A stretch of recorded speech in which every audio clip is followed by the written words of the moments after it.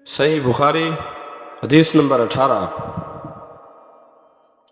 بسم اللہ الرحمن الرحیم۔ شروع اللہ کے پاک نام سے جو بڑا مہربان نہایت رحم والا ہے۔ عبادہ بن صامت رضی اللہ تعالی عنہ جو کہ بدر کی لڑائی میں شریک تھے اور لیلۃ العقبہ کے نقیبوں میں سے تھے، فرماتے ہیں کہ رسول اللہ صلی اللہ علیہ وسلم نے اس وقت جب آپ کے گرد صحابہ کی ایک جماعت بیٹھی ہوئی تھی، فرمایا کہ مجھ سے بیعت کرو اس بات پر کہ اللہ کے ساتھ کسی کو شریک نہ کرو گے، چوری نہ کرو گے، زنا نہ کرو گے، اپنی اولاد کو قتل نہ کرو گے، اور نہ اندر کسی پر کوئی ناحق بہتان باندھو گے، اور کسی بھی اچھی بات میں خدا کی نافرمانی نہ کرو گے۔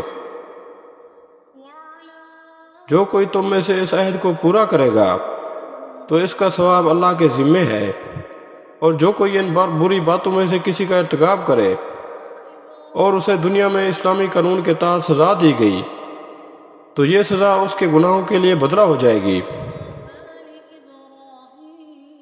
اور جو کوئی ان میں سے کسی بات میں مبتلا ہو گیا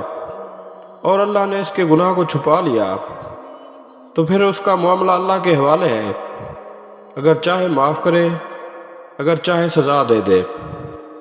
عبادہ کہتے ہیں پھر ہم سب نے ان باتوں پر آپ صلی اللہ علیہ وسلم کی بیعت کر لی۔